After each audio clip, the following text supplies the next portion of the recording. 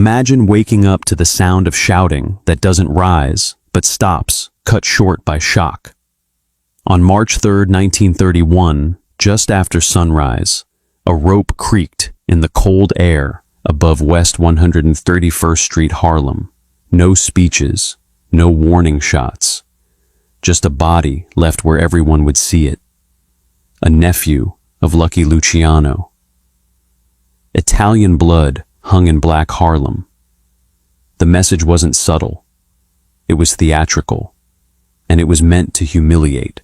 A coffee cup cooled untouched on a diner counter across the street. A folded newspaper slipped from a man's hand and stayed on the sidewalk. 200 people gathered, then froze, unsure whether to look up or look away. Someone whispered the letters KKK like a prayer said backward.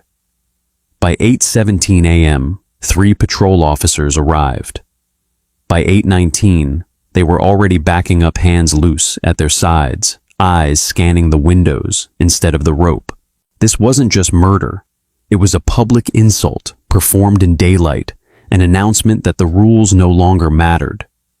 And everyone understood the dangerous question it posed. What happens when humiliation is intentional and witnessed? Lucky Luciano was not there. That absence mattered. By noon, word reached him through a man who spoke too softly and wrote nothing down. Lucky listened. He didn't interrupt. He didn't ask questions. He stared at a stain on the table, shaped like a continent, and said only one thing: "Give me a week."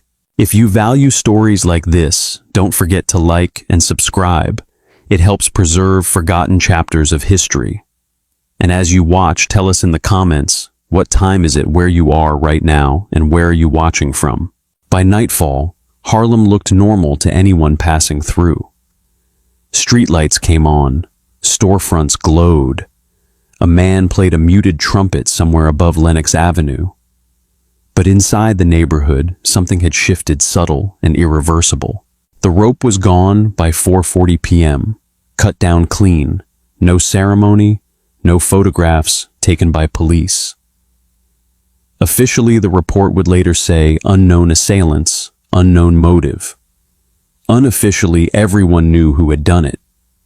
The Ku Klux Klan hadn't just killed a man, they had staged him. Italian blood in black Harlem wasn't random, it was a deliberate fracture attempt. What followed wasn't outrage, it was discipline. A barber on West 135th Street swept hair from his floor, twice slower than usual, eyes fixed on the door. A woman folded the same newspaper 3 times at her kitchen table, never opening it. In a numbers house near 7th Avenue, a runner stopped mid-step, turned around, and refunded every bet without explanation. Money, like words, suddenly felt dangerous. Police radios crackled all evening. According to department logs, patrol coverage in Harlem that night increased by 18%, yet arrests dropped to 0. Not one. Officers drove through intersections without slowing. A few killed their engines and sat quietly watching stoops where no one sat anymore. Harlem had learned long ago that survival sometimes meant absence, and still no retaliation. That was the first twist. Everyone expected violence. A body answered with another body. That's how the city usually worked. But instead, there was nothing. No Italian crews storming uptown, no guns, no meetings overheard, just silence stretched thin enough to hurt. Lucky Luciano spent that night not in Harlem, but downtown in a borrowed apartment near Mulberry Street. The curtains stayed half drawn. A single lamp burned. On the table, a cup of coffee he never touched, and a small notebook confiscated months earlier from a dock worker. Its pages blank now, except for numbers written so faintly they looked erased. 3 men spoke to Lucky that night. Each offered a solution. Each promised speed. Each ended with the same word: tonight. Lucky said no to all of them. He asked instead about the rope, where it was bought, who sold it, what kind of knot had been used. One man said it was a hangman's knot tied clean professional. Lucky nodded once. That told him enough. This wasn't spontaneous hate. It was organized theater. Outside, a car idled too long at the curb. Lucky noticed. He watched its exhaust drift upward and dissipate. When it finally pulled away, he said something almost too quiet to hear. They want a reaction, so we won't give them one. By midnight, rumors began to spread not of revenge, but of a deadline. 7 days. No one could say where the number came from. No note, no threat. Just a shared understanding moving mouth to ear, bar to bar, church to back room. 7 days to correct a humiliation that had been allowed to happen. The second twist was more unsettling than violence. The city began to adjust around that expectation. Milk deliveries skipped certain streets. A freight elevator near the Harlem River yards broke down and stayed broken. A police captain reassigned himself to desk duty without filing the paperwork. Harlem wasn't preparing for war. It was preparing for consequence. And the most frightening part for those who understood power was that Lucky Luciano still hadn't raised his voice. On March 4th, 1931, Lucky Luciano finally crossed into Harlem. Not loudly, not with protection, anyone could see. He arrived just after noon when the streets were busiest and least suspicious. A gray overcoat, no hat. He walked the last half block alone. The room was above a fish market on East 125th Street. You could still smell salt in the floorboards. 4 men waited inside. None spoke when Lucky entered. That silence mattered more than respect. It meant they already understood this wasn't a meeting, it was a listening session. Lucky sat. He placed his gloves beside a folded street map. A coffee cup was poured for him automatically. He didn't touch it. One of the men began listing names. Klan sympathizers, night riders rumored to come up from Yonkers, a warehouse contact near the Harlem River Drive. Lucky raised one finger. The man stopped mid-sentence. That finger, steady, almost gentle, was the first visible assertion of control since the hanging. Lucky asked one question. Who saw it? Not who did it, not how, who saw it? They answered carefully. Children on stoops, women at windows, 200, maybe more. That number stuck. Lucky repeated it once like he was testing its weight. 200 witnesses meant 200 memories, 200 private verdicts. You couldn't erase that with blood. This was the third twist. Lucky wasn't planning revenge. He was auditing shame. He asked about police timing. 8 minutes from first call to arrival. Too fast. Someone had been waiting. That meant cooperation or fear. In 1931, the NYPD employed just over 15,000 officers citywide, but only a fraction worked Harlem beats. Everyone in the room understood what that implied. Patrols were thin, reputations thinner. Lucky finally touched the notebook. He didn't open it, just rested his palm on the cover. They wanted us loud, he said. They wanted panic. Instead, we'll give them precision. Outside, a fish vendor shouted prices that didn't change. Inside, Lucky began assigning days, not tasks. Days. Tuesday would be for observation, Wednesday for confirmation, Thursday for pressure. Each step depended on cooperation, not force. One man asked the obvious question, voice tight. What if they move again? Lucky looked at him.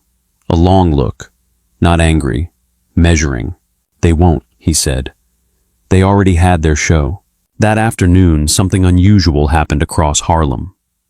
People began to talk, not to police, not to reporters, but to each other. Quiet confirmations, small corrections. A man at a bar said the rope had been bought on Amsterdam Avenue, not downtown. Another said the truck seen idling belonged to a laundry company that hadn't washed clothes in weeks. A woman mentioned a patrolman who'd crossed the street before the body was even spotted. None of this went on paper. By evening, Lucky visited one place, only a small church on West 132nd Street. No announcement, no prayer. He stood in the back as a janitor swept the aisle. A single light flickered. Lucky watched the broom push dust into neat lines, then scatter them again. He left a donation exactly $7 on the table by the door. That number would matter later. The fourth twist came quietly, almost invisibly. While everyone expected Lucky Luciano to harden, to become colder, he did the opposite. He slowed down.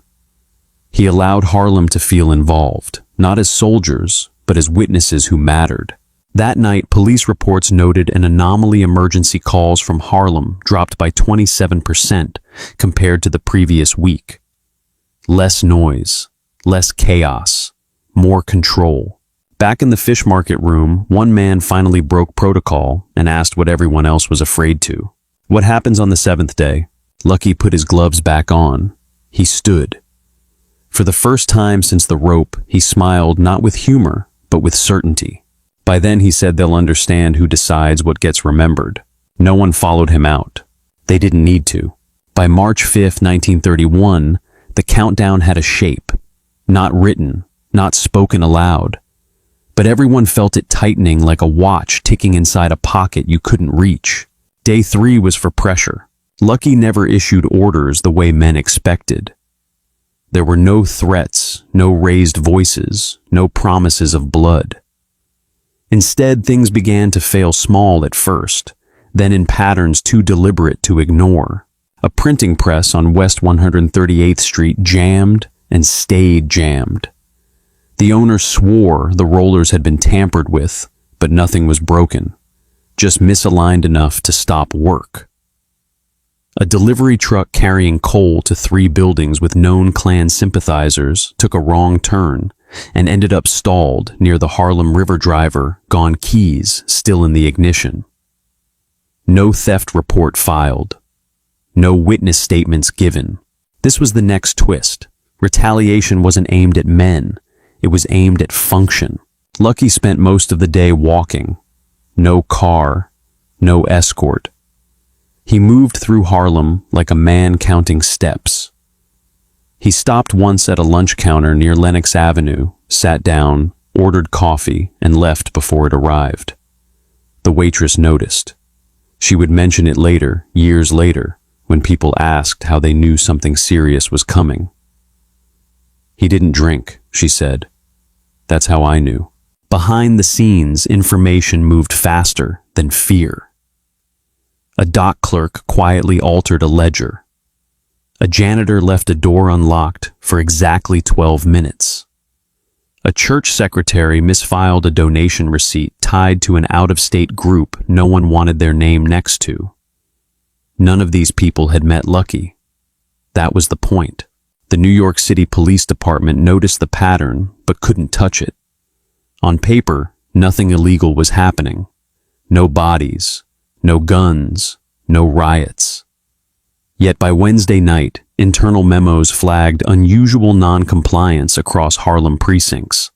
Officers reported doors not being answered, questions met with silence, informants suddenly forgetting names they'd used for years. Lucky met that evening with one man only in a narrow apartment overlooking St. Nicholas Park. The curtains were open. They wanted to be seen. On the table between them lay a folded newspaper headline, unread, deliberately, subto. The man asked if it was time to escalate. Lucky shook his head. Not yet, he said. They still think this is about anger. The deadline 7 days was now circulating beyond Harlem. Downtown bars picked it up first, then the docks, then precinct houses. No one could trace it to Lucky, which made it more dangerous. Rumors don't need leadership. They need repetition. By the end of day 3, the effects were measurable. Freight delays tied to just 4 addresses caused an estimated $42,000 in losses, a small number citywide, but concentrated enough to send a message. Phone records later showed outgoing calls from those addresses spiked by 61%, most of them unanswered. That night, Lucky stood alone at a window looking north. He rested his hand on the glass, feeling the vibration of traffic below. For the first time since the rope, his jaw tightened not in rage, but in recognition. They were beginning to understand. And there were still 3 days left. March 7th, 1931. Day 5.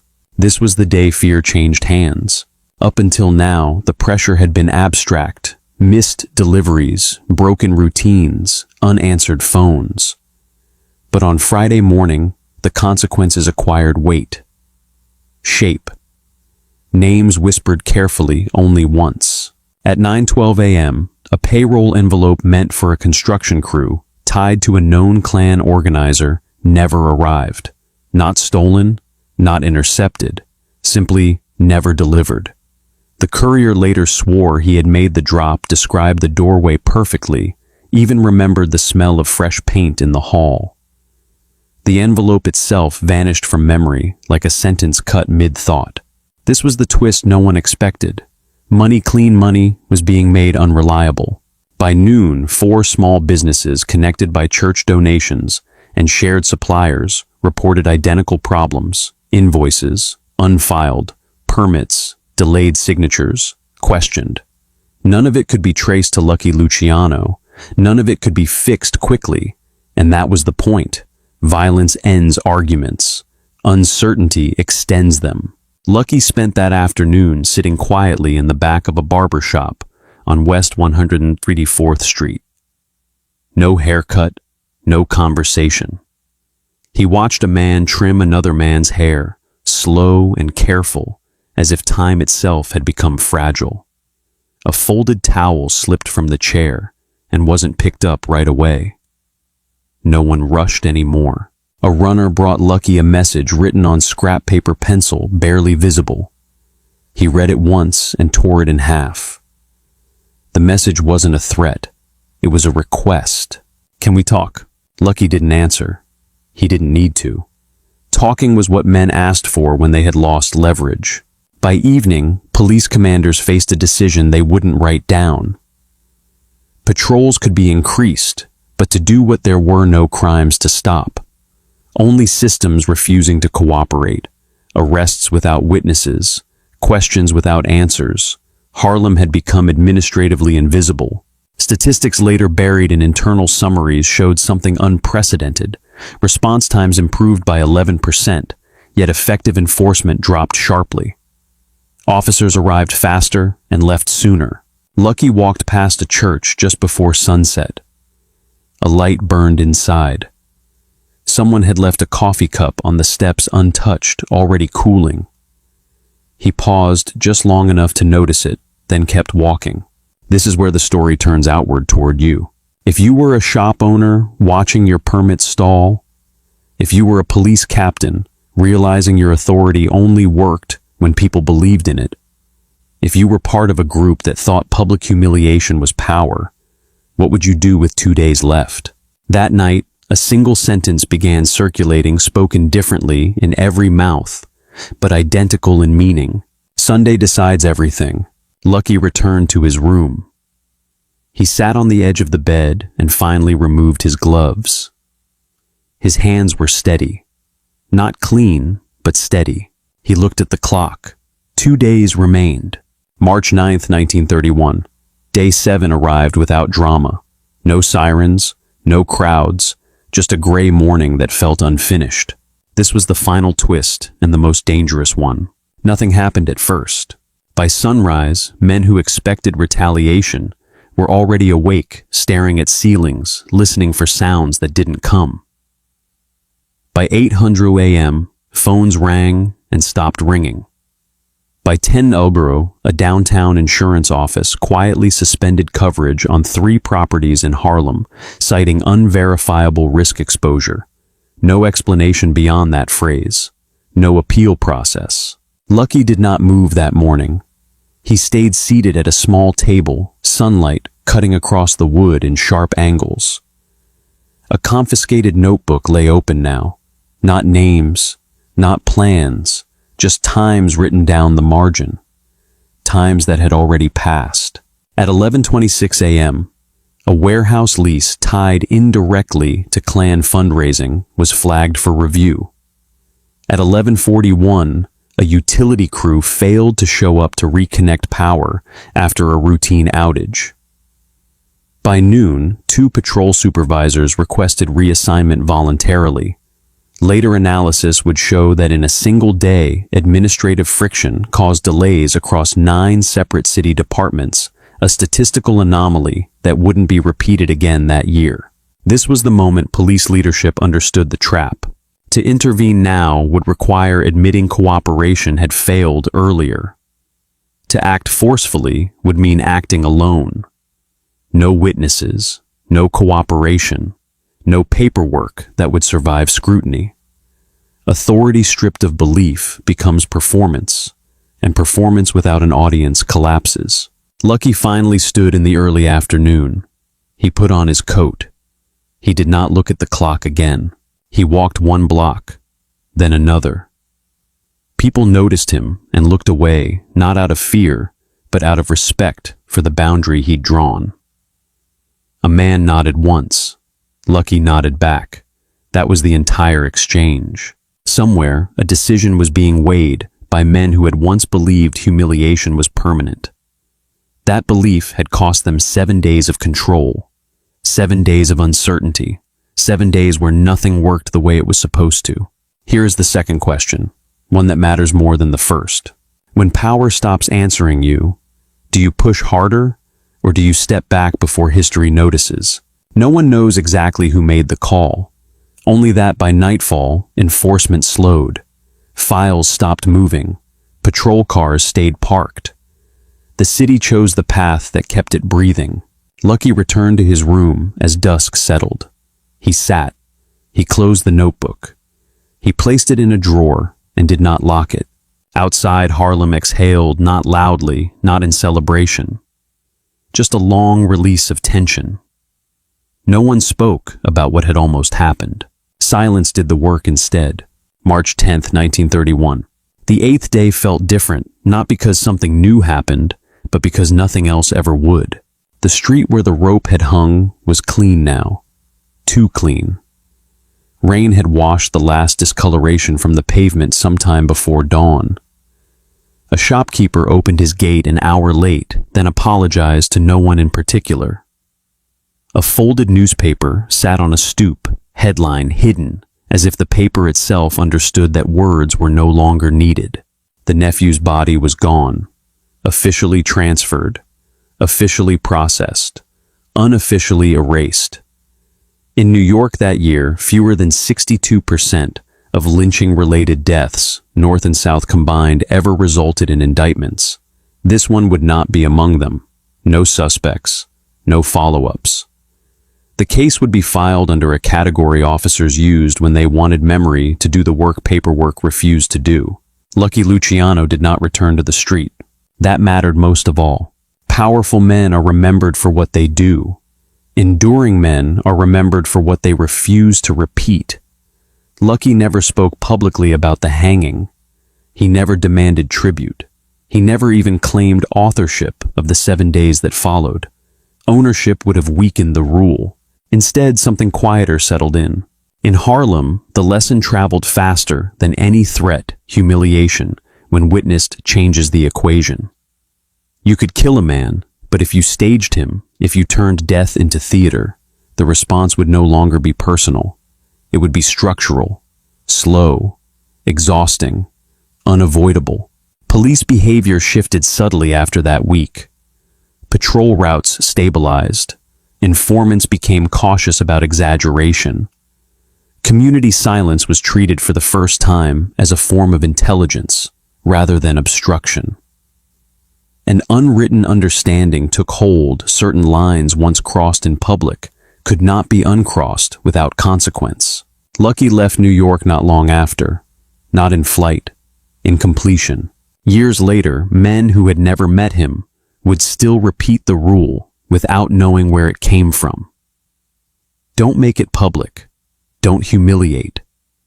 Don't confuse dominance with spectacle, because if you do, someone else will decide the timeline, and history will cooperate with them. The rope was gone. The street was ordinary again. But the city remembered. Not loudly, not proudly, just accurately. History rarely announces when it is finished teaching a lesson. It simply changes behavior and waits to see who notices. What happened in Harlem that week was not remembered because of blood. It was remembered because restraint forced everyone else to move. The community learned that silence could be coordinated without being commanded. The police learned that authority collapses when belief disappears. And Lucky Luciano learned perhaps more clearly than ever that power lasts longer when it does not rush to be seen. Public humiliation had been the spark. Not the death alone, but the display of it. The rope in daylight. The witnesses who couldn't unsee what had been done. From that moment on, nothing was impulsive. Every hour that followed was measured. Every response delayed just long enough to become inevitable. People often ask why violence didn't explode. They misunderstand the moment. Violence would have ended the story too quickly. What followed instead was heavier, slower, a lesson that required cooperation from people who would never appear in a report or a courtroom, only in memory. Years later, the details blurred. The exact street, the exact faces. But the rule remained intact, passed down in quiet warnings and half-finished sentences. Don't make it public. Don't confuse humiliation with power. Because once a community witnesses disrespect, the response no longer belongs to any one man. It belongs to time. Somewhere in Harlem, life resumed the way it always does. Coffee cups were lifted again. Newspapers were unfolded. Patrol cars rolled on their routes. And yet beneath the ordinary motion, the city carried a new understanding, one written not in ink, but in hesitation. That is how history survives. Not in headlines, not in monuments, but in the choices people quietly stop making.